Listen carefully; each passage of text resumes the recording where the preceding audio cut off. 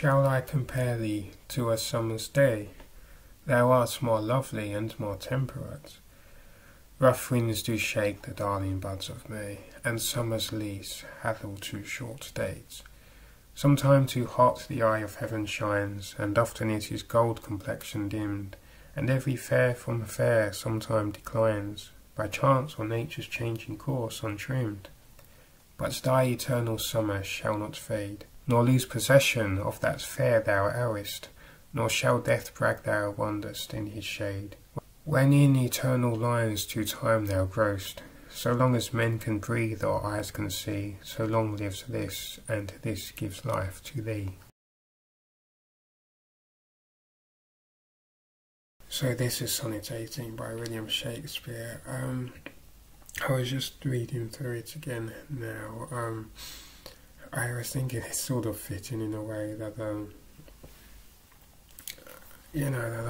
very visibly struggling. I thought, not just because it, the whole quest is to encourage people to not feel that they have to hide themselves, or that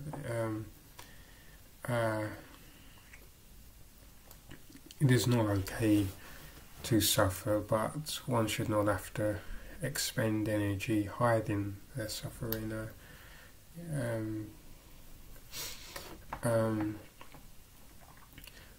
I thought it as part of the quest to encourage people to feel more comfortable showing how they're feeling rather than having to wear a mask all of the time.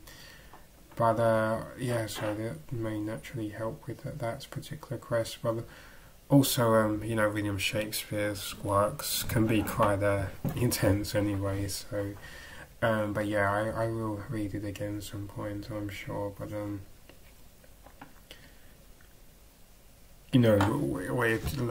life and helping people isn't about simply expressing good emotions and showing what you look like on a slightly better day or whatnot. So I thought, no, this is reality is reality. Everything that exists. So this is me today. Why can I? I don't have to only read it and only upload it when I'm feeling a bit more in control of life. So, I was listening to the recording back, and I sounded even more tired than I did when I was actually reading it. I think it's important to encourage people to have the confidence and the security to enable them to feel able to express what they are feeling, rather than some distant relative of what they are feeling, because only the distant relative would be socially acceptable, for instance.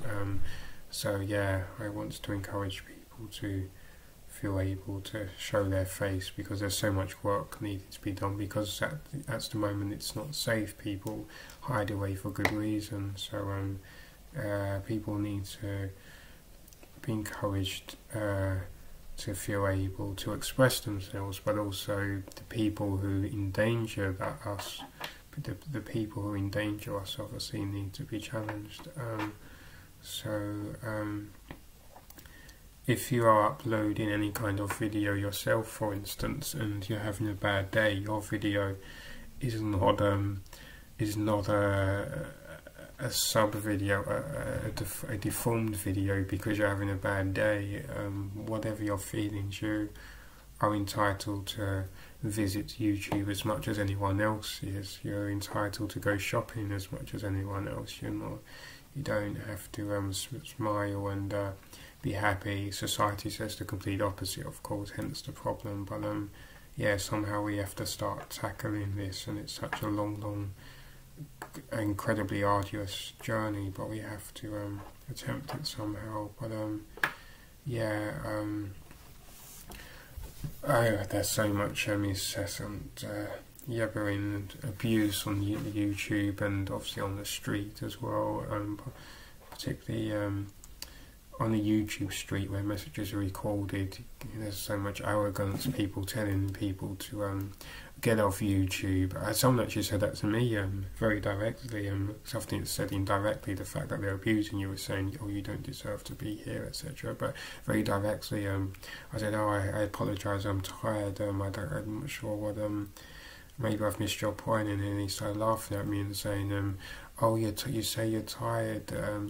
It was, social posturing. He was all about point scoring. I was trying to have a conversation with him, and he was just obsessed with point scoring. Oh, I don't believe you, essentially, is what he's saying, because he just sees points in his head. Oh, he's making an excuse for not winning the conversations, though conversations are something you can win, or you're supposed to win. I was like, I don't know, but he was up to his neck in nonsense and saying, get off YouTube, get some sleep, not in a helpful way, but in a more abusive way. Don't do anything until you've had some sleep, and no thank you, no oh gosh, you're tired but you're still responding to me, just get off, go away, and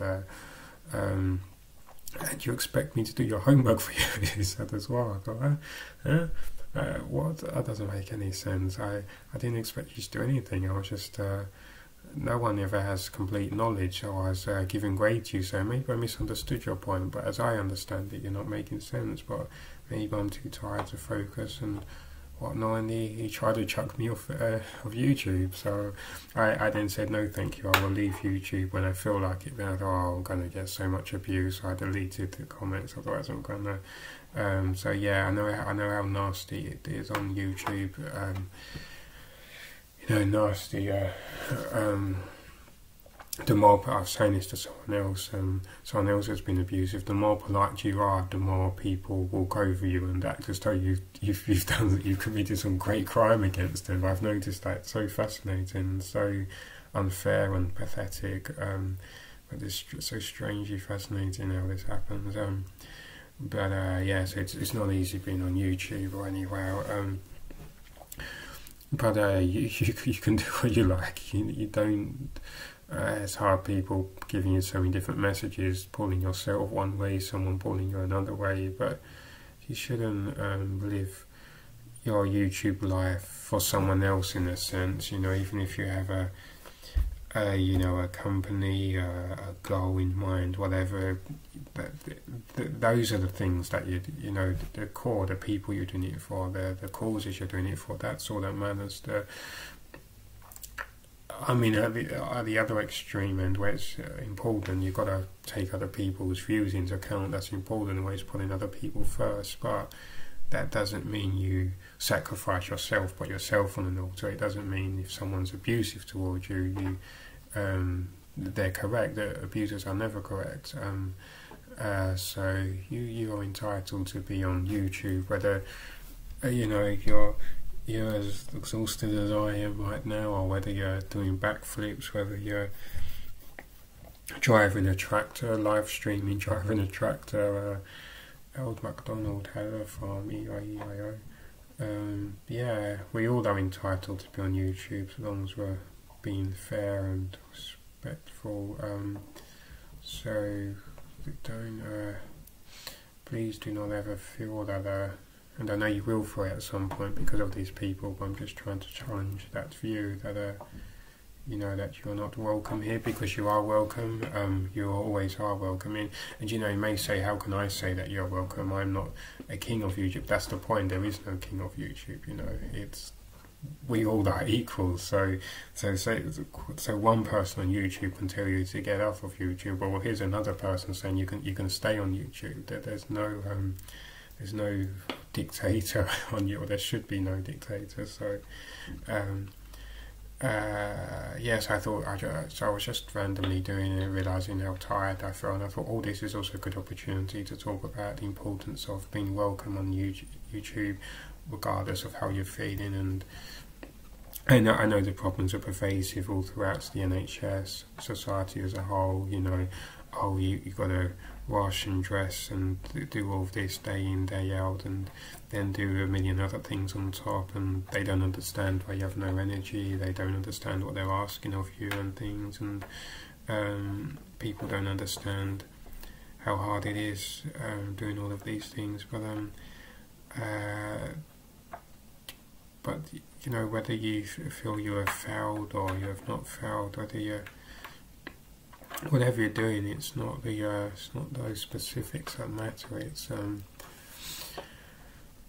that you are welcome to use YouTube, whatever you're doing. That there's no logic in abuse. So there's no fairness. There's no fairness there. There's nothing to calculate.